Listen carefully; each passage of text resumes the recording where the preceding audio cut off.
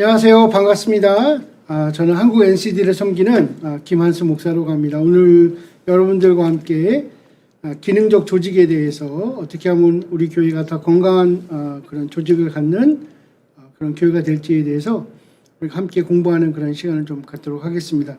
먼저 좀 양해를 좀 구해야 될 것은 제가 지금 치과 좀 치료 중이라 좀 발음이 좀 이렇게 셀 수가 있을 것 같아요. 그래서 저도 참 걱정이 많이 됐는데 그래도 오늘 또 이렇게 주어진 기회라서 여러분들과 함께 이 시간을 좀 잘 이렇게 진행했으면 좋겠습니다. 혹시 제가 좀 발음이 좀 불충분해도 조금 이해해 주시고요. 먼저 저희 그 NCD를 좀 잠깐 소개를 좀 해드리도록 하겠습니다. 저희 자연적 교회 성장이라고 하는 이름으로 이미 잘 알려져 있는데요. 저희가 작년부터 한국 NCD 교회 개발원이라는 이름으로 저희 사역을 계속해서 진행하고 있습니다. 저희 이제 NCD의 어떤 표어라고 할 수 있는 것은 저희가 질적으로 건강한 교회를 세워가는 것을 저희 표어로 삼고 저희가 전 세계 약 한 8만여 교회가 저희가 이 운동에 지금 참여를 하고 있고요. 또 한 세계 한 80여 개 나라에 이제 각 그 나라별 그 사무실들이 있습니다. 그래서 그곳에서 각 언어권별 또 나라별 또 이런 교회들의 그런 사역을 돕고 있습니다. 저희 한국에서도 1999년 우리 정진우 폴정이라고 알려지신 우리 정진우 목사님께서 이제 한국 NCD를 시작했고요. 제가 2008년부터 맡아서 지금까지 이 사역을 꾸준히 해오고 있습니다. 저희 사역의 가장 그 기본적이고 뭐랄까 핵심이라고 할 수 있는 것을 좀 이렇게 정리를 해드리면 일단 그 질적 건강의 원리를 기반으로 한 교회 건강 진단 평가 그리고 컨설팅 그리고 코칭 그리고 필요한 이제 훈련들을 제공해 드리는 일들을 저희가 이제 꾸준히 하고 있습니다. 오늘 이제 기능적 조직이라는 이제 말을 가지고 이제 이야기를 하겠지만 먼저 이제 NCD의 어떤 기본 원리들에 대해서 여러분들이 조금 이해를 가지시면 오늘 강의가 더 이렇게 집중될 수 있고 또 도움이 될 수 있을 것 같아서 먼저 저희 NCD의 어떤 기본적인 원리들을 좀 간단하게 좀 소개를 좀 해드리겠습니다. 혹시 여러분 이 그림 보신 적 있으신가요? 이 수레의 그림, 그죠? 앞에 가시는 분이 힘들게 끌고 있고 또 뒤에서 밀고 있는 사람도 또 힘들게 밀고 있습니다. 과연 이 수레의 문제는 무엇일까요? 여러분들 금방 알게 되신 것처럼 아마 바퀴가 문제일 것이다. 그죠? 네. 맞습니다. 이 바퀴가 원래는 동그란 바퀴가 되는데 지금 네모난 바퀴임에도 불구하고 억지로 끌고 억지로 밀면 움직일까요? 안 움직일까요? 움직이긴 할 거예요. 그죠? 그런 많은 그런 에너지와 또 그런 노력들이 필요하겠죠. 만약에 이것이 우리가 교회라고 생각한다면, 이 수레를 만약에 교회라고 생각한다면 어떨까요? 아마 이 방송을 지금 또 이 세미나에 참여하시는 분들은 아마 앞에 계신 분들일 거라고 저는 생각이 됩니다. 그죠? 뒤에서 있는 사람은 누구죠? 우리 교회 성도들. 우리 교회에 함께 신앙생활하는 우리 교인들이 아마 뒤에 있는 분들일 것 같은데 아마 우리 목사님들께서 정말 헌신이라는 그 단어, 그죠? 자신의 모든 것을 들여서 하나님께 드린다 하는 그런 헌신의 의미를 아마 앞장서서 보여주시는 분들일 테고 또 우리 성도들도 마찬가지일 겁니다. 우리 교인들도 그런 동일한 헌신을 우리 목사님들과 함께 또 우리 교육자들과 함께 이렇게 아마 하고 계실 거라고 생각이 되는데 이제 문제는 우리의 어떤 헌신의 어떤 문제의 어떤 뭐 퀄리티 그 어떤 그 자체의 문제라기보다는 많은 경우는 우리가 이것을 움직여 나가는 어떤 그 방법의 문제가 더 클 수가 있다라는 것이죠. 근데 그럼에도 불구하고 우리가 이렇게 좀 우당탕탕 또 이게 잘 굴러가지 않는 앞으로 움직여가지 않는 그런 것들을 경험할 때마다 이거 내가 좀 부족해서 그래. 내가 헌신이 덜 돼서 그래. 내가 기도가 부족해서 그래. 또 아니면 내가 뭐 아직 뭐 노력을 덜 해서 그래. 물론 우리에게도 여러 가지 어려운 점도 있고 부족한 점도 분명히 있을 겁니다. 그러나 그런 쪽에서만 생각할 것이 아니라 우리가 함께 이 교회를 움직여 나가는 어떤 원리가 있는데 그 원리 중에 어떤 부분들이 어떠한 지금 어려움을 갖고 있는가. 마치 네모난 바퀴처럼 동그란 바퀴이어야 하는데 네모난 바퀴처럼 움직이고 있는 것은 아닌가라는 그런 좀 고민을 우리가 좀 스스로 해볼 필요가 있습니다. 만약에 이 네모난 바퀴가 바뀌었어요. 어디로 바뀌었어요? 동그란 바퀴로. 그죠? 예. 너무나 당연한 거죠. 우리가 이것을 고쳤다고 한번 생각해 봅시다. 그러면 이 수레가 어떤 모양이 될까요? 완전히 바뀌었죠? 예. 지금 어떤 모습입니까? 아까 힘들게 앞서서 이렇게 헌신하던 끌던 분, 또 뒤에서 밀던 분 두 분 다 뭐하고 있어요? 예, 앞에 있는 분들은 방향을 지시하고 있어요. 바로 저것이 우리 교회가 갈 방향입니다. 그죠? 또 뒤에서 밀던 분들은 뭐하고 있어요? 함께 그 교회의 그 공동체 안에 속해서 그것을 온전히 즐기고 있는 거죠. 우리가 동그란 바퀴로 바뀌기만 해도 어떻게 돼요? 닷을 올리면 바람이 부는 대로 이 수레가 어떻게 해요? 저절로 앞으로 나아가게 되는 겁니다. 바로 NCD 자연적 교회 개발, NCD 자연적 교회 성장의 원리가 바로 이것입니다. 우리가 갖고 있는 것들이 있는데 이것은 하나님께로부터 주어진 것이에요. 이미 주어진 것들을 우리가 잘 이용하고 활용하고 또 그것을 개선하고 그것을 더 잘 균형 있게 운영하면 할수록 하나님께서 원하시는, 하나님께서 주시는 능력대로 우리가 교회가 저절로 앞으로 전진해 나갈 수 있다는 것입니다. 때로는 이러한 뒤의 그림처럼 어떤 희생, 어떤 헌신, 또 때로는 고통 이런 것들에 대해서 우리가 능히 감내하겠다, 감당하겠다 이런 어떤 선한 마음과 의지는 좋지만 불필요한 것들을 너무 많이 우리가 하고 있지 않은가 한번 생각해 볼 필요도 있습니다. 그렇기 때문에 여러분들은 어떤 교회의 사역자로 또 어떤 교회의 성도로 우리가 함께 살아가기를 원하시나요? 이렇게 저절로 움직여가는 성령의 능력에 힘입어 저절로 움직여가는 교회로서 살아가기 원하시나요? 아니면 이렇게 어려움과 고통과 헌신과 그것이 끊임없이 반복적으로 그렇지만 뭔가 개선되는 건 없는 이런 상황에서 계속해서 움직여가는 것도 천천히 또 그리고 앞으로 나갔다 할지라도 그것이 과연 나갔는지를 스스로 의문하게 하는 그런 상황 가운데 신앙생활을 할지 우리 한번 곰곰하게 좀 생각해 볼 필요가 있습니다. 자, 저희 NCD에서 발견한 크게 두 가지 원리가 있는데 그것은 교회를 세우는 하나님의 원리입니다. 첫 번째는 마태복음 6장 28절에 있는 말씀처럼 들의 백합화를 보라 그랬어요. 어떻게 잘하는지 아마 이 본문에 대해서 여러분들 뭐 누구나 다 잘 알고 있는 말씀일 텐데 중요한 것은 스스로 저절로라는 표현을 썼다는 겁니다. 이 스스로라는 표현이 우리에게 정말로 의미 있는 겁니다. 왜냐하면 우리의 신앙은 하나님이 우리에게 주신 것이지 우리가 개발한 것이 아니라는 거예요. 우리가 어떤 창조해낸 것이 아니라는 것입니다. 우리가 어떻게 만들어낸 것이 아니라는 것입니다. 그렇기 때문에 하나님의 은혜와 능력으로 우리에게 주어진 이 믿음, 그죠? 그 믿음을 바탕으로 이 땅에 교회가 세워졌다는 거죠. 두 번째는 그 믿음을 가지고 우리가 어떻게 행동하느냐, 어떻게 살아가느냐에 대한 문제입니다. 자, 두 번째 원리는 이렇습니다. 고린도전서 3장 6절에 있는 말씀처럼 나는 심었고 아볼로는 물을 주었고 하나님은 자라게 하신다. 이건 바울의 고백이죠. 바울이 분명히 어떤 수고와 노력을 혼자만 한 것도 아니고 누군가 같이 했다는 거죠. 근데 이 모든 과정을 통해서 결국 하나님께서 우리를 자라게 하신다라는 것은 이 교회의 원리에 대해서 우리가 어떻게 이해를 하느냐가 상당히 중요하다는 거예요. 많은 경우는 한쪽으로만 이해하는 경우도 있습니다. 우리가 헌신과 노력이 정말로 중요해. 하나님께 우리가 어떻게 희생하는지에 따라서 그 결과가 달라질 수 있어. 틀린 말 같진 않지만 그것만이 올 정답은 아닐 수 있다는 겁니다. 다시 말하면 두 가지 원리가 같이 움직여질 때 교회가 온전하게 균형 있게 건강하게 성장할 수 있다는 것입니다. 그래서 자연적 교회 성장의 원리는 바로 내추럴이라는 의미가 바로 하나님이 우리에게 주신 사랑과 은혜로 자연적으로라는 뜻이에요. 그러니까 스스로 자라게 하신다는 것처럼 이것은 하나님의 일방적인 것, 바로 이것이 우리가 우리가 내추럴 하다 보니까 자연적이라는 표현을 쓰다 보니까 무슨 과학에서 쓰는 그런 자연적인 의미로 이렇게 한쪽으로만 생각하신 경우가 있는데 그게 아니라 일반적으로 하나님이 주시는 것이라고 생각하는 거예요. 하나님이 일방적으로 우리에게 주신 것, 그죠?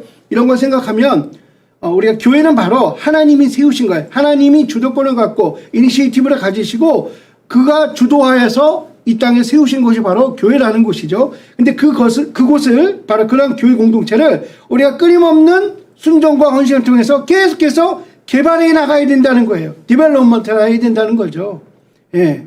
개선해 나가고 뭔가 지금보다 더 나은 환경 또 다른 시대와 환경 가운데서 교회의 역할을 최대한 감당할 수 있는 그러한 어떤 방법들을 우리가 계속해서 업그레이드 해 나가야 된다는 것을 우리가 의미하기도 합니다. 자, 우리가 건강한 교회라는 그 개념들이 이미 이제 우리 한국 교회에도 많이 이렇게 이야기가 되고 있습니다. 물론 이 건강이라는 개념을 모르는 사람은 아무도 없어요. 그죠? 아마 지금 이렇게 보고 계신 여러분들이 일단 몸이 건강하다라는 게 얼마나 중요하다라는 것은 이미 너무나도 익히 다 깨닫고 알고 계시라고 제가 생각이 됩니다. 그런데 교회가 건강하다라는 것에 대한 어떤 기준을 우리가 어디로 삼아야 될까? 이것은 조금 우리 나름대로 어떤 견해가 조금씩 다르실 수가 있어요. 그렇기 때문에 우리가 공통적인 일반적인 원리, 다시 말하면 누구나 쉽게 동의할 수 있고, 물론 이제 어떤 신학적인 견해가 좀 다를 수 있고 어떤 영적인 어떤 체험에 따라서 조금 다르게 표현하실 수는 있겠지만, 그럼에도 불구하고 누구나 동의할 수 있는 것은 무엇일까를 찾아보는 것, 사실 이것이 사실 우리 NCD 자연적 교회 성장의 어떤 이제 시작점이었다는 것을 다시 한번 좀 말씀을 드립니다. 자, 그렇다면 우리가 건강이란 무엇일까라는 거죠. 자, 교회를 가리켜 바울은 그리스도의 몸이다라고 얘기했습니다. 여기 이제 4장의 그림이 나오는데, 자, 여러분 어떠세요? 우리 첫 번째 있는 분, 우리 첫 번째 있는 분 어떠세요? 여러분의 오른쪽에 이렇게 봤을 때 첫 번째 있는 분 어떠세요? 상당히 몸집이 크신 분이에요. 이분 건강하신가요? 그렇게 생각 안 되시죠? 아마 고혈압과 당뇨 또 뭐 이런 여러 가지 것들이 참 문제가 많을 거라고 자연스럽게 생각이 됩니다. 자, 두 번째 우리 예쁜 소녀가 있습니다. 우리 이 소녀는 어때요? 건강한가요? 근데 사실 이 소녀는요, 어떤 어려움이 있냐면, 나이가 좀 22살인가 23살이에요. 그런데도 성인의 어떤 이런 체격으로 자라지 못하는 그런 또 병을 앓고 있는 자매입니다. 겉보기에는 아무 문제 없어 보이지만, 실제로 더 성장해야 되는데도 불구하고 그러지 못한 그런 병을 갖고 있는 그런 사람이라는 거예요. 세 번째 있는 분 어때요? 중환자실에서 산소호흡기를 끼고 있는 이분은 정말, 와우. 이거 참 위독하다. 그냥 건강하지 않다. 예. 당연히 이렇게 생각하실 거예요. 자, 그럼 마지막에 있는 이 청년은 어떤가요? 자, 우리 여기 오늘 방송을 보시는 목사님들, 어떻게 이 좀 셔츠를 좀 걷어내시고 위통을 벗으시면 이런 거 하나 좀 다 있으신가요? 식스팩이 있으신가요? 식스팩은 아니고 식스팻. 예. 지방덩어리만 가득 있으신 건 아니신가요? 우리 뭐 특히 남자분들도, 여자분들도 그런 분들이 있지만, 아마 이 몸매를 가꾼다 하면 이 정도는 좀 가꿨으면 좋겠다는 어떤 그런 좀 꿈들이 나름 있으실 것 같아요. 이 청년은 어때요? 건강하죠? 예, 육체적으로는 아주 건강한 청년입니다. 이 청년은 일본에 사는 청년인데, 사실은 좀 정신적으로는 좀 어려움을 겪고 있는, 정신적인 어떤 문제를 갖고, 그렇지만 그것을 극복하고 또 이렇게 몸을 아름답게 또 멋지게 가꾼 그런 청년이긴 합니다만, 그러나 몸은 좀 좋지만, 몸은 건강해 보이지만 정신적으로는 좀 어려움을 겪고 있는 그런 청년입니다. 자, 그렇다면 우리가 겉보이는 것, 그죠? 밖으로 보이는 것으로만 봤을 때 우리가 건강하다, 우리가 쉽게 얘기할 수 있을까요? 우리 교회에 대해서도 마찬가지예요. 우리가 어느 교회를 보고, 야, 저 교회는 참 건강한 것 같아. 왜? 사람이 많이 모이니까. 그것이 건강하다는 것을 증명하는 것일 수 있을까요? 저 교회는 정말 건강해. 건물이 너무 멋있어.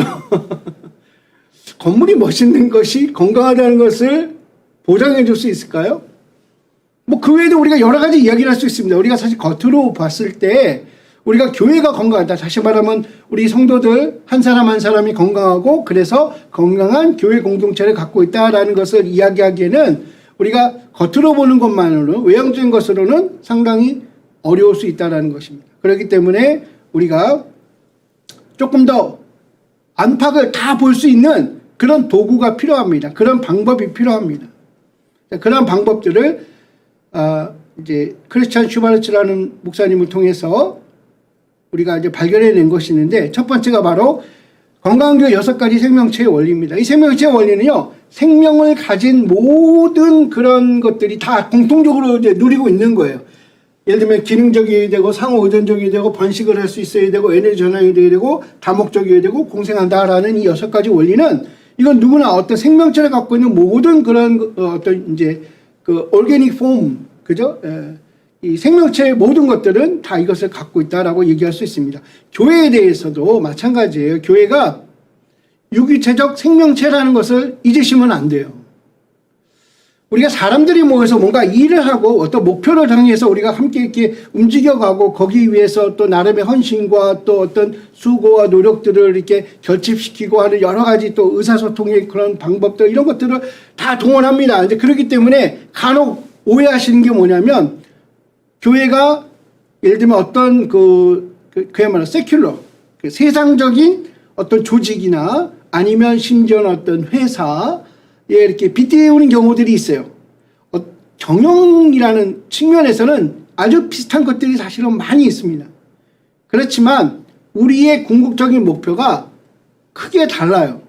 교회와 일반 어떤 세상의 조직과 어떤 그런 회사나 이런 기업이라든지 이런 것들과 아주 궁극적인 방향이 다른 거죠. 하나는 뭐냐면 이것은 어떻게 하든지 이윤을 추구해야 되는 곳이에요. 회사나 이런 것들은 이윤을 추구해야 돼요. 근데 교회는 이윤을 추구하는 조직이 아니라는 거예요.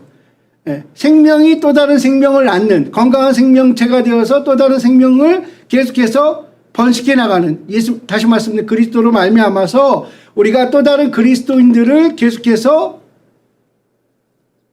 자라게 하는 그런 공동체라는 거예요. 그러니까 여기는 이윤 추구로 목표를 하지만 우리는 이윤 추구로 목표하지 않는 그야말로 non-profit 어떤 이윤을 추구하지 않는 그런 오르가니제이션 조직이라는 것입니다. 그게 커다란 차이예요. 그런데 non-profit은 사실 일반 조직에서도 있어요. 사회 조직에도 있지만 우리는 또한 생명체라는 것입니다. 생명체. 그런 의미에서 우리의 6가지 생명체 원리를 기반으로 우리 교회가 건강한 모습을 갖출 수 있는 어떤 그러한 그림을 어떻게 보면 바탕을 우리가 좀 갖고 있어야 된다라고 이렇게 말씀드릴 수가 있습니다. 또한 이것을 구체적으로 어떤 분야별로 우리가 이렇게 좀 이야기한다면 우리가 이것을 8가지 질적 특성이다 이렇게 얘기합니다. 사역자를 세우는 지도력, 은사중심적 사역, 열정적 영성, 기능적 조직, 또 영감 있는 예배, 전인적 소그룹, 필요중심적 전도, 그리고 사랑의 관계 이 8가지. 오늘 우리가 다루게 되는 게 이제 기능적 조직에 관한 부분이고요. 또 제가 이제 또 2주 후에 다루게 될 게 이제 은사중심적 사역입니다. 자, 그런데 문제는 뭐냐면 이 8가지 제가 이렇게 1, 2, 3, 4, 5, 6, 7, 8이라고 써놨지만 사실은 순서는 아무 의미가 없습니다. 순서는 아무 의미가 없어요. 또 어떤 분들은 아니 나는 그래도 교회의 어떤 부분을 생각하면 난 5가지로 정리할 수 있다. 그것도 좋은 방법입니다. 예, 좋은 방법이에요. 예. 아니야 나는 12가지로 할 수 있어. 예, 12가지 할 수 있습니다. 왜냐하면 어떤 분은 아마 여기 선교라는 게 빠졌기 때문에 선교라는 단어가 빠졌기 때문에 아니 여기 9가지여야 돼. 선교가 빠졌어. 9가지여야 돼. 이렇게 말씀하신다면 선교를 넣고 생각하셔도 괜찮습니다. 왜냐면 교회가 당연히 선교해야 되기 때문에 그런 거죠.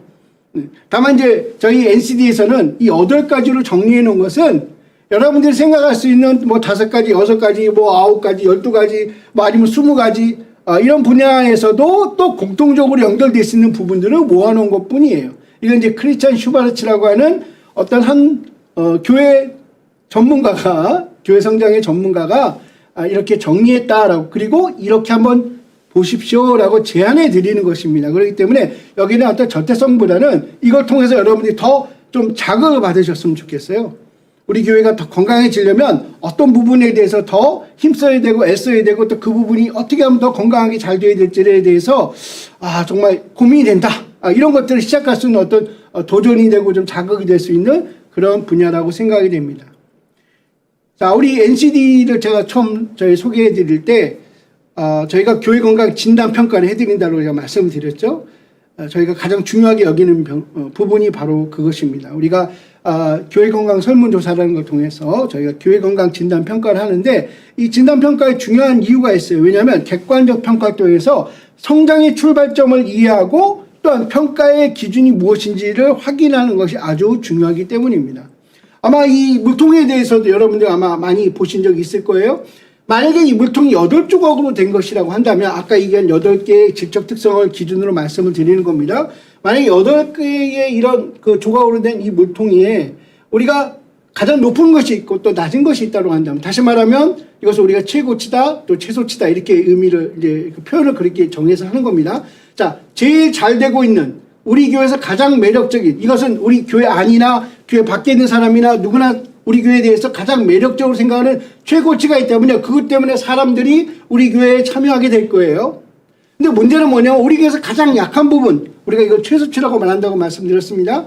이 최소치 때문에 그들이 계속해서 교회로 함께 살아가지 않고 빠져나갈 수 있다는 거예요. 그렇기 때문에 이 물통에서 중요한 것은 뭐예요? 이것을 다시 말하면 최소치를 끌어올려야 우리가 교회로서 더 많이 담아낼 수 있다는 거예요. 교회 공동체로서 함께 살아갈 수 있다는 것입니다. 그렇기 때문에 최소치의 요소가 결국은 물통이 담을 수 있는 물의 양을 결정한다라고 생각합니다. 그렇기 때문에 우리가 질적 특성, 질적 성장이라는 말이 곧 양적인 성장까지도 포함될 수 있는 의미라는 것입니다. 물론 어떤 특별한 환경이라든지 어떤 특수한 사역 때문에 양적 성장의 어떤 한계를 가질 수는 있어요.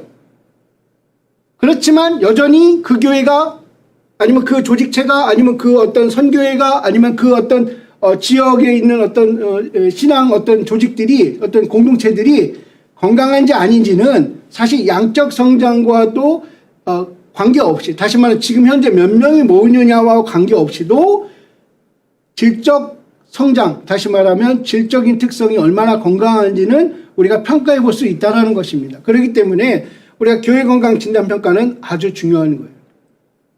사실 이것은요 절대적으로 필요하다라고 제가 이렇게 좀 여러분들에게 좀 제안해 드리고 싶은 마음이 있습니다. 여러분들 우리 대한민국에서 가장 좋은 것 중에 하나가 바로 매년마다 건강 진단을 하죠. 건강 평가를 합니다. 2년마다 한 번씩 남자들은 하죠. 또 여자분들도 하죠. 전 국민이 또 나이가 몇 세 이상 되면 또 다른 어떤 검사도 하고 또 추가로 계속해서 검사를 하게끔 합니다. 그것은 뭐죠? 국민이 건강해야 된다는 거예요. 모든 사람들이 건강할 때 건강한 경제도 되는 것이고 건강한 문화도 만들 수 있는 것이고 그래서 건강한 대한민국을 만들 수 있다는 겁니다. 똑같습니다. 우리 교회 건강 진단 평가는 여러분의 교회가 특별히 개개인의 성도들이 건강한지에 대해서 확인할 뿐만 아니라 우리 공동체가 얼마나 건강한지에 대해서 우리 8가지의 분야를 가지고 우리가 검사하는 그런 내용들이에요. 제가 이 결과에 대해서 잠깐 이렇게 좀 샘플을 좀 보여드리려면 이것은 이제 땡땡땡 교회입니다. 어느 특정 이제 교회를 제가 말씀드리기 어려워서 자, 이 교회 같은 경우는 3가지의 방향, 교제, 믿음, 섬김의 3가지 방향에서 현재 어느 부분에 더 집중되어 있는지를 보여준다. 어느 좀 균형이 어떻게 쉬프트 됐다 그러죠. 어느 쪽에 좀 집중했는지에 대해서 보여주는 그런 이제 이런 그 보고서인데 여러분 이제 노란색 점선은 뭐냐면 이것은 이전에 다시 말해 이 교회는 2번 설문조사를 1년 연차로 이렇게 한 교회를 제가 샘플로 좀 보여드리는 겁니다. 어느 교회는요 5년차, 6년차, 7년차 또 17년차 이렇게 하는 교회들도 있습니다. 자, 이전의 모습과 현재의 모습 그리고 이제 이 검은색 점선은 이 교회의 균형을 이야기하는 것입니다. 자, 또 다른 보고서는 8가지 지적 특성 중에서 어떤 부분이 더 집중되어 있는지 그래서 이 교회가 예를 들면 가장 지금 현재 자연스럽게 되고 있는 건 뭐라고요? 이 교회는 영감 있는 예배가 가장 자연스럽게 되고 있고 그 다음에 가장 좀 부자연스러워 좀 이걸 하려면 노력을 많이 해야 되고 애를 많이 써야 돼. 이런 건 뭐냐면 바로 은사 중심적 사역이라는 것입니다. 이런 것처럼 이런 결과들을 여러분 보실 수가 있어요. 또 연차로 하다 보면요 이런 것들도 볼 수 있습니다. 우리가 이제 물통이 비우는 것처럼 이거는 이제 가장 잘 되는 것부터 가장 지금 부자연스러운 것까지 이렇게 보여지는 건데 작년에 비해서 다시 말하면 이 검은색 바가 작년에 설문에 검사했던 거예요. 그런데 어때요? 이 교회는 더 성장했어요. 모든 면에서 더 성장했습니다. 특별히 가장 많이 성장한 게 바로 기능적 조직에 대해서 아주 성장을 많이 한 그런 교회예요. 예. 제가 오늘 이 교회를 굳이 꼭 집어서 여러분들께 이렇게 보여드릴 이유 중에 하나도 바로 이 내용 때문에 그런데 사실 이 교회는요, 그러니까 2000년 이제 초에 검사하고, 이번 2020년 초에 검사하고 이번 이제 2021년 이제 초에 검사한 교회입니다. 다시 말하면 지금 팬데믹, 그죠? 코로나19로 인해서 가장 막 어려워지기 시작하는 그때 한번 검사했고 그 다음에 1년을 지나고 나서 검사하고 사실은 제가 이 교회에 대해서 너무나도 사실 고민이 많았어요. 왜냐하면 과연 이 교회가 더 건강해졌을까? 1년 동안? 예.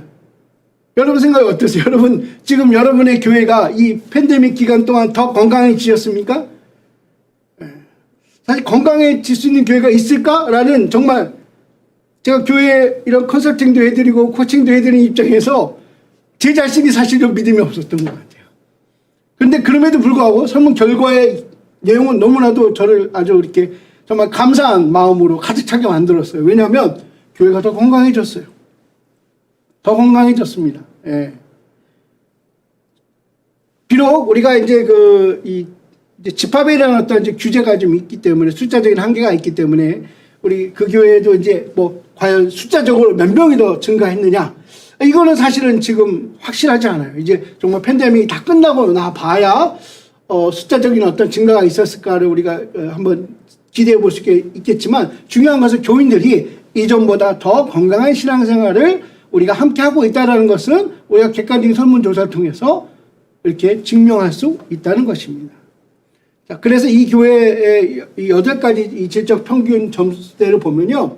처음에는 우리가, 자, 이전 설문에 보면 이제 60점이 조금 안 됐었어요. 58점인데 지금은 이제 65점을 넘어서 66점이 되는 그런 점수까지 성장을 했습니다. 여러분들, 이게 점수가 무슨 의미가 있을까라고 생각을 이렇게 퀘스천을 하실 수 있는데 자, 저희가 질적 특성을 이렇게 평가하는 점수의 이 표는요, 0점에서 100점까지의 기준에서 평가하는 게 아니고요, 마이너스 40에서 플러스 120에서 사이에서 평가하는 겁니다. 그래서 저희가 50점 정도 되면, 건강한 교회입니다. 라고 말씀드릴 수가 있어요. 여러분, 그 당화혈색소 수치, 또 아니면 혈압의 어떤 수치가 조금씩 달라요. 그죠? 기준점이 또 다른 거예요. 그런 것처럼 여러분들 그냥 100점 만점에 몇 점 이렇게 생각하지 마시고 저희는 이제 마이너스 40에서 플러스 120까지의 측정치 중에서 그래서 정말 안타까운 건요. 어떤 교회들은 마이너스 나온 교회가 또 있기도 해요. 정말 그 건강이 안 좋은 그런 교회들이 가끔씩 있습니다. 자, 그런데 어쨌든 우리가 50점 정도 되면 와우 이 교회는 정말 건강한 교회입니다. 이렇게 얘기할 수 있는 교회들입니다. 그런데 65점에도 점선이 있고 또 35점에도 점선이 있죠. 이 35점은요. 지금 교회가 건강이 좀 안 좋은 상태입니다. 라를 우리가 이야기할 수 있는 거예요. 그렇기 때문에 건강을 잘 관리하셔야 됩니다. 라는 어떤 어떤 경고를 주는 워닝 사인이라고 할 수 있는 그런 경계점이라고 말씀드릴 수 있어요. 그런데 65점은 와 정말 건강합니다. 너무너무 건강합니다. 이렇게 표현할 수 있는 기준이 이제 65점이에요. 그래서 모든 교회가 65점 이상 되는 것. 이제 사실은 저희가 컨설팅 해드리고 코칭 해드리는 어떤 목표예요. 그래서 이 교회가 몇 점에서 시작됐는지보다 앞으로 몇 점, 다시 말하면 평균 65점 이상, 모든 8가지 지적 특성의 65점 이상, 평균 65점 이상이 될 수 있도록 저희가 계속해서 지원하고 도와드리고 또 함께 협력하는 것을 저희의 목표로도 삼고 있습니다. 그렇다면 우리가 이걸 이제 다시 이제 다른 비유를 좀 해드리면요. 예를 들면 여러분 마라톤 혹시 해본 적 있어요? 뛰는 거 해본 적 있어요? 마라톤 나간다면 50점면요 이런 거예요. 마라톤 구간이 42.19km잖아요. 여기를 완주할 수 있는 분이에요. 근데 완주하고 나서 며칠 쉬어야 돼. 완주까지는 했어요. 그런데 체력이 이제 딸리는 거죠. 한계점이 있는 겁니다. 자, 35 이 기준에 있는 교회라면 마라톤을 어떻게 할 수 있을까요? 완주는 기대할 수 없고요. 한 5km에서 10km 정도 가다가 앰뷸런스에 실려가지 않으면 다행이다 이렇게 생각하시면 됩니다. 그러니까 이거는 뛴다라는 의미보다는 걸을 수는 있는 교회들. 자, 그런데 65점 이상 되는 교회들은 어떤 교회들이냐면 완주를 했을 뿐만 아니라 그 다음날 나가서 5km, 10km 또 운동을 할 수 있는 또 뛸 수 있는 그러한 어떤 능력을 갖고 있는 그런 건강을 갖고 있는 그런 교회다 이렇게 생각하시면 됩니다. 자, 한 가지 중요한 것은 모든 교회들은요. 어려움이 다 닥쳐요. 우리 이제껏 살아보셔서 아시잖아요. 안 하는 건강해. 나 예를 들면 뭐 고등학교 때, 중학교 때 우리 요즘 학생들도 쓰는지 모르겠는데 저희 때는 체력장이라는 게 체력장. 등급이 있었습니다. 저도 고2 때만 해도 체력 특급이에요, 특급. 근데 나이가 들면서 뭐 운동 안 하죠. 또 그냥 열심히 먹죠. 또 그냥 활동하는 것도 제한이 있죠. 책상에 많이 앉아있죠. 이러다 보니까 어떻게 됐어요? 지금 제 건강 상태가 좀 안 좋습니다. 병원에 가서 선생님들이 걱정하고 걱정하셔야 됩니다. 노력하셔야 됩니다. 이렇게 혼나는 그런 상황이 됐습니다. 아마 제 개인적인 체력을 따지면 저는 뭐 35점 겨우 넘을 것 같아요. 아니면 35점 정도는 모르겠어요. 그렇지만 이제 계속해서 노력하려고 하는, 또 건강을 유지하려고 하는 그런 방법들을 저도 안 먹던 것도 먹고요. 예, 안 하던 나가서 운동도 이렇게 시작하고 하는 그런 나이가 된 것 같아요. 여러분들 교회는 어떠신가요? 교회. 여러분의 교회는. 위기와 어려움은요, 언제나 올 수 있어요. 사고 언제든지 당할 수 있어요. 그죠? 근데 그럼에도 불구하고 우리 교회가 계속해서 추구해야 될 것이 뭐냐? 교회가 꾸준하게 건강하게 세워져야 된다는 거예요. 그런 어려움과 아픔이 있고 어떤 정말 사고로 당했다고 할 만큼 어떤 충격적인 일들이 우리 교회에게 다가올 수도 있습니다. 그럼에도 불구하고 우리는 또다시 건강해질 수 있다는 것을 여러분들에게 말씀드릴 수 있습니다. 특별히 이제 이렇게 연차로 우리가 설문조사 하시다 보면 우리 교회의 어떤 경향을 알 수가 있어요. 트렌드를 이해할 수가 있어요. 아, 우리 교회가 이런 부분에 있어서 더 증가하고 있구나. 또 감소하고 있구나. 앞으로 어떻게 대처하면 되겠구나. 이런 것들을 찾아볼 수가 있습니다. 특별히 이제 오늘 다루게 될 우리가 기능적 조직의 어떤 점수들도 각 항목별로 다 볼 수가 있습니다. 우리가 이제 오늘 마지막 시간에 이 내용에 대해서 자세히 한번 같이 이제 공부해 보도록 하겠습니다. 자, 우리가 이제 기능적 조직이라고 할 때 저희는 이제 항상 NCD에서 이제 세 가지 색깔이라고 하는 어떤 그림을 갖고 저희가 이제 항상 설명을 드려요. 저희는 이제 이걸 삼일체 나침판, 우리 삼일체 교리를 설명하자는 게 아니라 세 가지가 하나가 될 수 있는 그런 어떤 이해를 돕는 그런 방법으로서 삼일체 나침판이라는 걸 저희가 사용하죠. 나침판이라는 것은 무슨 의미인지 아시겠죠? 어디로 가야 되는지, 현재의 위치와 앞으로 나갈 방향을 우리가 찾을 수 있도록 도와주는 게 나침판이잖아요. 그런 것처럼 저희가 이제 세 가지 색깔, 삼일체 나침판이라는 도구를 통해서 저희가 이렇게 보여드리는데, 특별히 기능적 조직에 관한 세 가지의 어떤 방향이 있어요. 그 첫 번째가 초록색으로 우리가 외향적 조직이라고 합니다. 두 번째로 빨간색으로 우리가 상향적 조직이라고 하고요. 그 다음에 파란색으로 우리가 내향적 조직이다, 이렇게 얘기를 합니다. 그럼 세 가지 색깔이 어떤 의미를 갖고 있는지에 대해서 우리가 저희가 좀 간단하게 좀 설명을 좀 드리고자 하는데요. 자, 저희 이제 첫 번째 외향적 조직에 관한 부분은 우리 교회 공동체가 지역사회에 줄 수 있는 영향력은 무엇인가라는 것에 대한 답을 찾는 것이 이제 이 초록색 외향적 성장에 관한 기능적 조직의 부분들입니다. 과연 우리 교회는 이 지역사회와 어떠한 연결점을 갖고 있고 어떠한 관계를 갖고 있느냐라는 거죠. 지역사회가 왜 중요하냐면 교회는 지역을 기반으로 세워진 공동체입니다. 자, 물론 한 지역에 많은 교회들이 있을 수 있어요. 그럼에도 불구하고요, 그 지역사회란 커뮤니티라고 할 때요, 어떤 교회는 어떤 특정 연령대라든지 아니면 또 어떤 특정 직업군이라든지 또 아니면 어떤 특정 어떤 문화계층과 연결되어 있는 그런 교회들도 있을 수 있어요.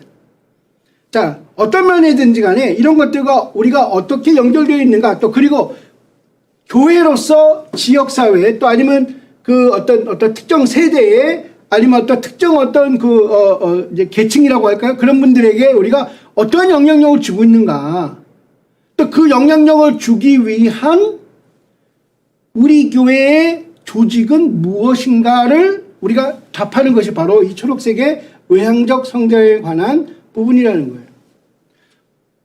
여러분들, 사실 이것은요, 복음 전도를 위한 그물을 치는 것입니다. 관계성을 갖는 거예요. 우리가 지역사회에 예를 들면 소위 말하는 이제 어떤 구제 사역을 한다 이거죠. 뭐 일방적으로 어떤 돕는 일들을 합니다. 이런 것들이요, 사실은 어떤 그 도움을 받아서 우리 교회의 어떤 전도에 어떤 직접적인 어떤 효과가 있었다 이야기하기가 상당히 어렵습니다. 아마 여기 우리 단임 목회를 하시는 목사님들은 다 이해를 하실 거예요. 분명히 어떤 구제를 했는데 그 구제를 받은 분들이 아유 고마워요, 우리 목사님 감사합니다, 또 우리 교회도 감사해요. 그런데 우리에게 나오지 않아요. 여러분 이해가 되실 거예요. 그분들이 나오는 것이 얼마나 쉽지 않다는 것을 이해를 하고 계셔야 됩니다. 아니 그렇게 말이야 우리 교회가 소위 말 퍼다 줬는데, 아니 어떻게 교회를 한 번도 안 와? 예, 아니면 한 번만 오고 왜 안 와? 여러분들 그건 좀 이해를 좀 하실 필요가 있어요. 왜냐하면 구제 받는 분들의 입장에서는요, 쉬운 일이 아니에요. 왜냐하면 본인들이 어떤 절박한 어려운 가운데서 정말 도움을 받는 거에 너무 감사하고 참 그 마음에 오랫동안 아마 마음의 미소를 가지시고 아마 살아가실 겁니다. 특별히 교회에 대한 어떤 좋은 어떤 그 마음들을 아마 갖고 살아는 가실 거예요. 그렇지만 우리가 그 지역에서 그 교회 공동체로 산다는 것은 조금 어려움을 불편함을 좀 가질 수 있는 그런 어떤 우리 사회적인 정서라든지 문화적인 정서를 좀 갖고 있다는 것을 좀 이해하실 필요가 있어요. 중요한 것은요. 또 한 가지 이런 게 있어요. 과연 그러한 도움을 받은 분들이 우리 교회에 들어올 수 있느냐는 거예요. 우리 교인들이 그분들을 정말 참 이런 표현이 좀 그렇게 대등한 입장에서 아니면 동일한 입장에서 같이 신앙생활을 할 수 있냐는 거예요. 이것도 좀 사실 좀 퀘스천일 수도 있어요. 우리가 이제 사실 이거 필요 중심적 전도에 관한 강의를 제가 할 때 늘 드리는 말씀이지만 정말 우리 교회에요. 다양한 사람들이 올 수 있어야 되는데 그렇지 않고 어떤 그 특정 어떤 그런 어떤 계층 아니면 특정 어떤 그 문화를 누리는 사람들만 계속 모인다. 나름 의미는 있습니다. 의미는 있지만 그것이 과연 이 지역사회와 잘 연결된 상황에서 그렇다면 뭐 아니면 그 지역사회가 그런 계층만 많이 살고 또 그런 문화를 이제 어떤 이제 수용하는데 편한 분들이 많이 산다면 모르겠지만 그렇지 않은 상황에서 어떤 그런 일들이 벌어진다고 한다면 그런 상황이라고 한다면 그래서 우리가 좀 생각해 볼 필요가 있다는 거죠. 특별히 우리 교회 조직이 과연 어떠한 관계를 맺고 있느냐는 거예요. 우리 지역사회와 어떤 관계를 맺고 있느냐. 이거 정말 특별히 잘 생각해 보실 필요가 있습니다. 이번에 이제 우리가 이 팬데믹을 우리가 경험하면서 사실은 지역사회와 얼마나 연계성이 있었는지에 대해서 더 극명하게 드러날 것입니다. 지금 많은 사람들이 교회 자체에 대한 그런 어떤 관심도가 많이 떨어졌어요. 기독교인들에 대한 어떤 신뢰도가 더 많이 떨어져 있는 상황에서 과연 지역사회에 있는 사람들이, 우리 동네 사람들이 우리 교회가 왜 이 동네에 있는지를 뭐 좋아하고 안 좋아하고를 떠나서 그 필요성에 대해까지도 의문을 갖는다면 이거 정말 교회의 위기라고 생각될 수 있습니다. 그러기 전에 우리 교회가 어떻게 하면 지역사회와 더 많은 관계를 갖고 있고 우리 교회가 비록 크고 작고를 떠나서 작지만 작은 대로의 영향력을 꾸준히 발휘하고 있는가. 또 어느 정도 규모가 있다면 그 규모대로 어느 정도 영향력을 발휘하고 있는가. 이런 것들을 우리가 한번 이번 기회에 좀 점검해 볼 수 있는 그런 기회가 됐으면 좋겠습니다. 자, 그리고 나서 두 번째 생각해야 될 것이 바로 우리가 상향적 성장입니다. 상향적 조직인데 이 상향적 조직은 하나님과의 관계를 돕는 그런 조직인가 아니면 우리 조직의 형태가 과연 성경적인가라는 것을 생각해 볼 수 있는 부분들입니다. 사실 뭐 우리 교회 안에 있는 조직이 어떠한 조직이냐 특히 상향적인 조직이 뭐가 있습니까? 가장 중요한 우리 어떤 중심이 될 수 있는 것이 바로 예배를 위한 조직이죠. 뭐 예배위원회라든지 뭐 찬양대라든지 또 뭐 헌금을 이렇게 준비하는 손길이라든지 또 아니면 예배를 돕는 뭐 새가족반이라든지 또 뭐 새신자 환영팀이라든지 또 아니면 안내위원팀이라든지 뭐 여러 가지 그런 봉사의 팀들이 과연 얼마나 우리가 함께 예배드리는데 도움을 주고 있느냐를 우리가 생각해 볼 수가 있어요. 또 한 가지는 우리 성도들이 하나님과의 직접적인 관계에 있어서 더 도움을 받을 수 있는 그런 조직. 예를 들면 성경 공부라든지, 그죠? 예.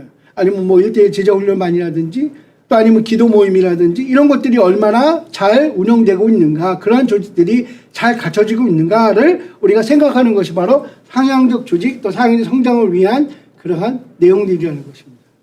아마 이번 팬데믹에서 우리가 사실은 마땅히 어떻게 보면 해야 되는 일인데 못했던 것들이 사실 많아요.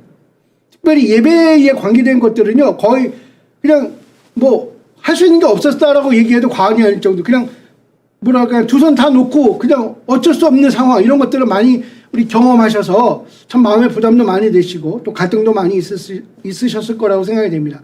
근데 중요한 것은 우리가 이제 이것을 경험하면서 진짜 우리가 했어야 되는 게 무엇인지가 더 선명해지지 않으셨나요? 한번 생각해 보세요.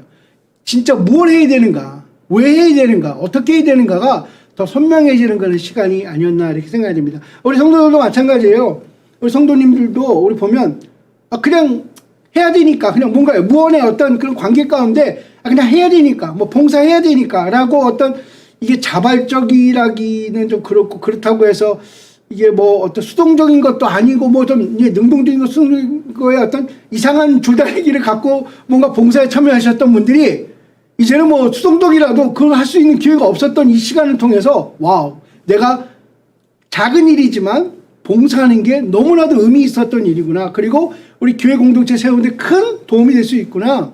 또 그것이 내 자신의 영적 생활에 또 하나님과의 관계에서 얼마나 중요한 어떤 그런 과정들이었구나 하는 것을 아마 더 깊이 깨달았을 거라고 생각이 됩니다. 그렇기 때문에 이제 다시 우리가 이제 대면 예배가 이렇게 더 활성화되고 또 우리가 이렇게 집회의 숫자가 제한이 점점 이제 풀리면서 우리 상영적 관계를 위한 어떤 그런 모임들 우리 어떻게 더 활성화시킬 것인가, 역동적으로 이것이 움직여갈 수 있도록 어떻게 하면 더 활발하게 우리 성도들이 참여하게 할 수 있는 길이 열릴지에 대해서 지금부터 좀 준비하시고 또 그런 어떤 과정들을 좀 준비해 주실 필요가 있습니다. 자, 세 번째는 우리가 내향적 조직이라고 하는데, 우리 내향적 조직은 다시 말하면 우리 성도들이 서로 간의 관계를 더 깊이 갖게 할 수 있는 그런 조직인가라는 거예요. 그래서 우리 성도들 간의 그 관계들 있죠. 이것은 이제 어떻게 보면 A라는 성도가 B라는 성도와 어떤 선택적 관계가 아니에요. 아, 내가 C를 선택할 수 있는데 B라는 사람을 선택해서 우리 교인으로 받아들였다. 이런 게 아닙니다. 교회 공동체만큼요, 사실은 다이버시티, 다양성이 가장 어떻게 보면 많은 곳은 없어요. 여러분 일반 사회 조직이나 어떤 모임에 한번 가보십시오. 다 끼리끼리 모이는 거예요. 또 그것을 추구하는 모임입니다. 근데 교회는 그렇지 않아요. 교회는 A라는 집사님과 B라는 집사님과 C라는 집사님과 D라는 집사님이요, 서로 어떤 취미가 같거나 아니면 뭐 교육 수준이 비슷하거나 또 아니면 앞으로 살아가는 어떤 목표 지향성이 비슷하다? 뭐 예를 들면 어떤 특별한 걸 뭐 같이 함께 하겠다, 이런 것이 아니에요. 그리스도로 말미암아 연결된 사람들입니다. 뭐 이런 표현이 참 어렵지만요. 제가 그런 질문인데, 여러분 이건 대답하지 마세요라고 이렇게 얘기하면서 제가 하는 질문인데, 진짜 교회니까 내가 그 사람 만나준다. 그런 경우 있지 않으신가요? 아마 우리 목사님들 입장에서도 진짜 내가 교인이니까 진짜 만나준다 이런 분들 아마 있을 수도 있습니다. 근데 그것도 이해하셔야겠다. 우리 교인들 중에는요, 진짜 내가 목사님이니까 그냥 교회니까 내가 목사님이라고 내가 이렇게 관계를 갖는다, 이런 경우들도 있습니다. 여러분 참 어렵습니다. 왜냐하면 성향이 달라요. 그죠? 네, 성향이 다르잖아요. 이 성향이 다르다는 게 여러분 부부생활에서 가장 많이 겪는 부분 아니십니까? 여러분 신앙생활, 부부생활과 더불어 이 신앙생활은요, 사실 부부는요 서로 좋아한다고 사랑한다고 그냥 난 헤어질 수 없어, 나는 그냥 둘이 그냥 꼭 같이 살 거야, 아주 그냥 작정하고 많은 사람 앞에서 공개적으로 서약하고 함께하는 생활인데도 그렇게 갈등이 많고 그냥 어려움이 있잖아요. 서로 살면 살수록. 여러분 혹시 이런 얘기 들어본 적 있으세요? 저희 이제 부모님 같은 경우는 지금 아버님이 돌아가셨지만, 저희 아버지 돌아가셨지만, 돌아가시기 전에 한 6개월 전에 그런 얘기를 하시는 거예요. 평생 두 분이 같이 사셨음에도 불구하고 한 45년 그렇게 같이 사셨어요. 그런데 저희 아버지가 하시는 말씀이, 야, 나는 너희 엄마 정말 이해가 안 된다 그러시는 거예요. 또 이제 몇 달 후에 또 어머니하고 단독으로 둘이서 이렇게 식사를 하는데 또 어머니가 그러고, 나는 네 아버지 정말 이해가 안 된다 그래서. 그렇게 오래 살으셨는데도. 왜냐면 성향이 다르다는 것은요, 상당히 이 공통분모를 갖고는 있지만 다른 것 때문에 어떤 그런 갈등이라든지 어려움이 항상 늘 내재되어 있는 거예요. 근데 교회는 어때요? 사실 교회 안에서요, 갈등이 없으면 너무 좋겠죠. 근데 많은 경우 많아요. 갈등은 언제나 늘 있습니다. 크고 작은 갈등들이 늘 이렇게 막 일어났다 없었다 이렇게 막 생겨요. 근데 그럼에도 불구하고 우리가 여전히 하나 되어 살 수 있는, 또 지역사회 공동체로서 우리가 교회로서 함께 불려지며 살아갈 수 있는 가장 큰 이유는 그리스도로 말미암아 우리가 갖고 있는 믿음 때문입니다. 하나님이 우리를 하나 되게 하셨다는 거예요. 우리가 그것을 어떻게 하면 더 잘 실천하면서 살아갈 수 있지. 자, 그걸 위한 우리 교회 조직은 뭐냐 이거예요. 저는 대표적인 것이 바로 소그룹이라고 생각합니다. 여러분의 소그룹이 뭐 구역이든 목장이든 뭐 셀이든 뭐 이름은 중요하지 않아요. 뭐 다락방이든 뭐든 뭐 어떤 형태의 이름은 중요하지 않아요. 어쨌든 3명 이상, 저는 이제 꼭 그 3명 이상을 생각합니다. 몇 명은 중요하지 않고요. 몇 명까지라는 거 의미가 없고요. 3명 이상 모여서 우리가 함께 신앙생활하는데 서로 북돋아 줄 수 있는 그런 관계를 가진 그런 조직이 우리 교회에 잘 움직여져 가고 있는가 하는 거예요. 또한 우리 성도들이 멘토와 멘토링의 관계, 또 아니면 멘토와 멘티와 멘토, 그죠? 예. 아시죠? 멘토는요, 멘티를 본인이 찾는 게 아니에요. 멘티, 따르는 사람들이 멘토를 정하는 겁니다. 예, 그죠? 자, 또 코칭도 마찬가지예요. 코칭을 하는 코치와 코치이, 그죠? 예, 코칭을 받는 사람, 코치이도 마찬가지예요. 사실은 코치이가 코치를 찾는 거예요. 여러분들 우리 교회 안에서 지도자를 세운다고 할 때, 이 지도자를 세운할 때 이게 조금 뭐라 그럴까요? 우리가 어떤 선입관 아니면 좀 어떻게 보면 이제 지금 시대와 조금 맞지 않는, 어떻게 보면 이게 성경적으로 맞다 안 맞다 떠나서 이제 왜냐하면 그런 부분들이 분명히 이제 존재하는데 이걸 제가 영적 리더십을 자꾸 이렇게 강조하고 영적 리더십만 발휘하려는 그런 분들이 있어요. 물론 볼 때는 영적 리더십 반드시 필요합니다. 왜냐하면 너무나도 신앙적으로 이제 이제 시작하는 사람들에게는요, 믿음의 선배들이 분명히 있어야 되고 그들이 좀 강력한 리더십으로 그 믿음을 성장할 수 있는 어떤 기회와 도전을 줄 수 있도록 끌어와야 됩니다. 그렇지만 어느 정도 성장하면요, 영적 리더십으로 발휘하는 것이 아니라 이제는 그분들이 선택을 해요. 나는 권사님처럼 정말 기도를 오래 할 수 있는 그런 사람이 되고 싶어요. 장로님, 전 장로님처럼 성경을 정말로 잘 아는, 정말 성경에 대해서 깊이 있는 그런 것들을 이해할 수 있는 그런 사람이 되고 싶어요. 그래서 멘티가 멘토를 이제 택해서 그분들의 노하우를 배우게 되는, 나는 이렇게 해서 기도의 어떤 좀 능력, 아니면 기도의 어떤 그것들을 경험했어요. 제가 좀 알려드릴게요. 배우고 싶으세요? 제가 좀 알려드릴게요. 이런 멘토와 멘티가 될 수도 있습니다. 근데 또 다른 면에서는요, 우리가 코칭이라고 하죠. 코칭. 이것은 내가 어떤 것을 이루고 싶어 하는 어떤 목표 제한점이 뚜렷한 사람들에게 우리가 그 사람들이 이걸 스텝 바이 스텝으로 할 수 있도록, 또 그분이 선택한 일들이 그분의 삶에서 구체적으로 실현될 수 있도록 후원, 지지, 격려하는 그런 입장에서 코칭을 해줄 수 있는 그런 관계들, 이런 것들이 우리 리더십 안에 반드시 필요합니다. 이런 것들이 바로 우리 교회 안에 내적인 성장을 위한, 다시 말하면 우리 내향적인 조직을 어떻게 갖추고 있냐는 거예요. 과연 우리 교회 안에 멘토링의 관계가 있습니까? 코칭의 관계가 있습니까? 여러분, 이 두 가지는요, 이제 앞으로 교회의 가장 중요한 핵심이 될 수도 있어요. 왜냐하면 일방적으로 정해주는, 아니면 지시해주는 이런 방법으로는요, 분명히 한계가 있다는 것을 이제 많이 깨달으셨을 거예요.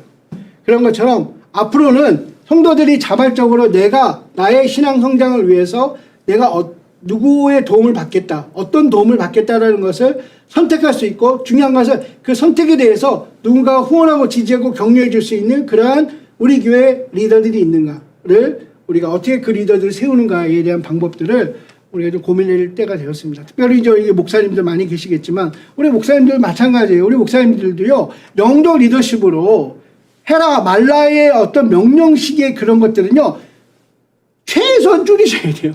그걸 전혀 하지 말라 이런 뜻은 아닙니다. 분명히 그런 때가 있어요. 갈팡질팡하고 결정하지 못하고 또 그냥 우유부단하고 이런 상황에서는요, 분명하게 명령하고 분명하게 어떤 제시해야 될 그런 순간도 있어요. 그런데 그것이 매번 있지 않다라는 거예요.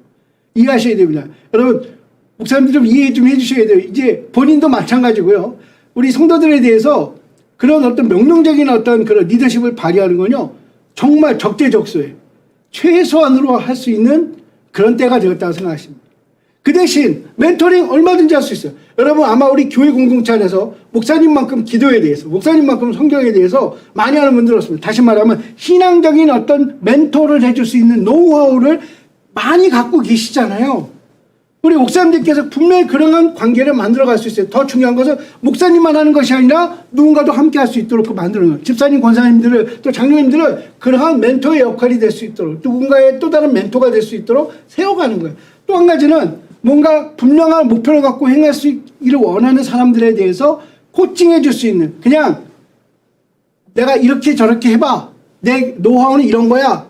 이렇게 알아서 해봐. 뭐 이런 게 아니라 그 사람이 방법을 찾고 그 사람 스스로 그것을 실행해 볼 수 있도록 후원, 지지, 격려해 줄 수 있는 그러한 관계를 만들어가는 것이 더욱 필요한 그런 시대가 되었습니다. 여러분들, 우리가 기능적 조직에 대해서 이렇게 세 가지로 여러분들 이렇게 살펴보았는데, 이 세 가지 부분에 대해서 우리가 이게 균형 있게도 성장이 돼야 될 필요가 있겠죠. 분명히 균형 있게, 그죠? 왜냐하면 세 가지 중에 한 가지만 집중이 돼 있다면, 예를 들면 우리 교회는 외향적 조직이 잘 되어 있어.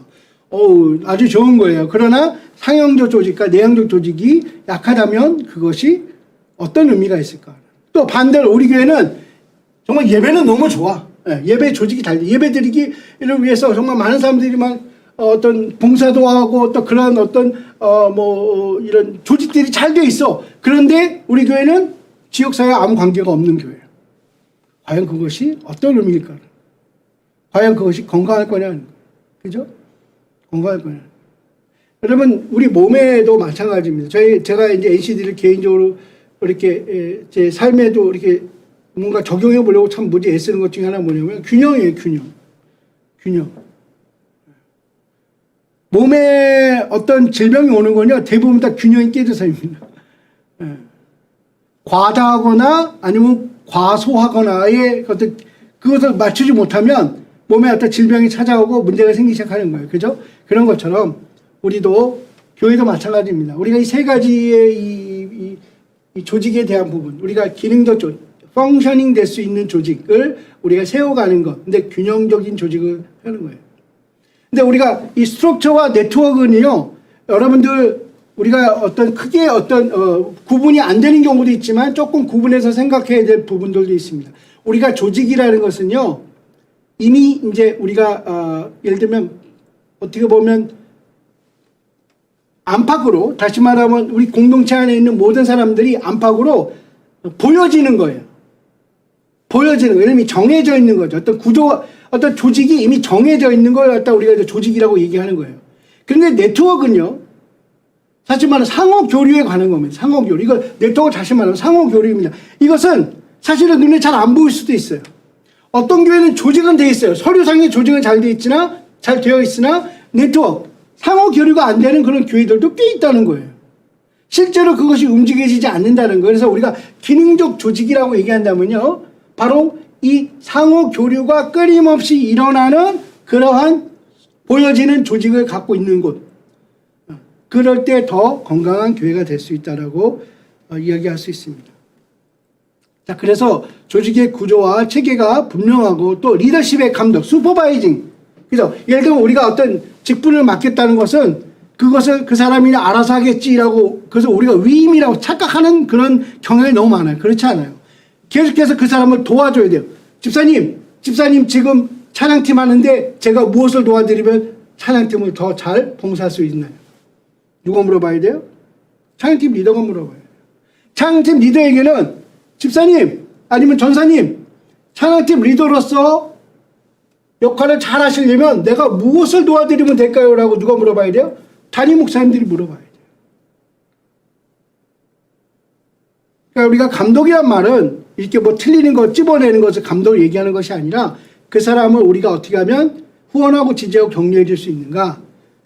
그리고 우리 교회의 세 번째, 우리에게 분명한 어떤 비전과 목표와 계획들이 천명되었다는 표현이 좀 너무 거창할까요? 이게 좀 뭔가 공개되어 있느냐는 거예요. 누구나 이해하고 알고 있느냐는 거예요.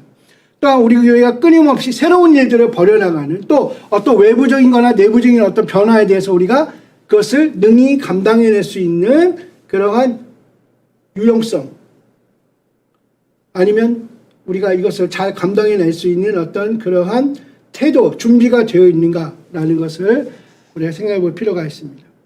자, 이런 모든 것들은 우리가 이 교회 조직이 이 세 가지를 기반으로, 첫 번째는 성경적으로 타당한 거. 예를 들면 비성경적인 것들이 우리 교회만의 조직 안에 우리가 세워져 있다면 그런 것들은 우리가 굳이 안 해도 되는 것일 수 있습니다. 예를 들면 비성경적인 건 뭐냐면 이윤 추구. 그죠? 어떤 우리 교회 조직이 어떤 이윤을 추구하는 조직? 이렇게 되면 안 되는 거죠. 또 아니면 어떤 개인적인 어떤 사익을 어떤 위한 거 아니면 누군가 개인의만을 위한 그런 조직이다? 그럼 그런 조직은 교회 안에 있지 않아야 된다는 거예요. 두 번째는 문화 안에서 우리가 생존할 수 있느냐라는 거예요. 특별히 2021년 대한민국에서 살아가는 모든 사람들이 일반적으로 우리가 생각할 수 있는 그런 어떤 문화 안에서 이것이 가능한 것이냐라는 것을 우리가 생각해 볼 수 있어야 됩니다. 그리고 세 번째는 융통성을 가지고 있어야 된다. 융통성. 우리가 어떤 것을 할 수 있지만 현 상황에서 넘어야 될 어떤 벽이 너무 크다. 그렇다면 그것을 스텝백, 그죠? 다시 되돌린다든지 아니면 단계적인 방법들을 다시 설정할 수 있는, 그죠? 이런 것들을 우리가 생각할 수 있는 융통성을 좀 가지실 필요가 있습니다. 그래서 우리 교회 안에 우리가 사실 여전도회가 있고 남전도 있고 뭐 남성교회 있고 뭐 여러 가지 이름의 어떤 조직들, 이것은 사실은 교회 안에서 없앤다는 표현이 좀 그렇게 하지만 어쨌든 이것을 안 한다는 게 상당히 어려워요. 왜냐하면 이건 우리가 교단들 대부분 교단들이 이렇게 총회적인 조직들이 있기 때문에 그렇죠? 예, 아마 우리 그렇지만 지금은 여전도회가 하는 일이 뭘까? 남성교회가 하는 일이 뭘까? 이런 퀘스천이 될 때가 많습니다. 그렇기 때문에 다시 재정리해 주실 필요가 있어요. 우리가 총회 차원에서 함께 해야 되는 그런 것들도 있겠지만 우리 지역교회 안에서 우리 교회 안에서 과연 여성교회 역할은 무엇입니다. 남전도의 역할은 무엇입니다. 라고 우리가 해야 된다는 거예요. 그리고 이 조직에 대해서 우리가 끊임없이 반복적으로 정기적으로 점검, 다시 한번 평가하지 못하면요 살아가지 못합니다. 우리가 시계, 특히 옛날 태엽 시계 기억하세요? 우리가 시계를 밥을 안 주면요 시간이 점점 느려져요. 그런 것처럼 우리가 정기적으로 우리가 검사하는 것, 다시 말하면 우리 조직을 점검하는 것은 우리가 절대적으로 필요한 것입니다. 우리 교회가 조직이 역동적이 되기 위해서는 우리 교회 뭐 가치, 비전, 또 미션, 결과, 또 사역의 도표, 또 조직의 도표, 또 사역 설명서 이런 것들을 우리가 꾸준하게 계속해서 재점검하고 이것을 계속해서 개발해야 되는 것이 반드시 필요합니다. 이 내용에 대해서는 우리가 두 번째 시간에 저희가 한 10분 정도 브레이크하고 이렇게 또 진행하도록 할 텐데요. 여러분 혹시 제가 이렇게 나누는 내용들 중에 혹시 질문이 있으시거나 그러시면 저희 이메일로 보내주시면 제가 또 바로 응답을 해드리도록 하겠습니다. 여러분들 비록 유튜브를 통해서 이렇게 강의를 들으시거나 또 실시간으로 듣지 않는 분들이라도 괜찮습니다. 이 이메일 주소로 질문을 해주시면 제가 여러분 오전 이제 첫 번째 시간에 나눈 내용들에 대해서 여러분들과 함께 이렇게 나누도록 하겠습니다.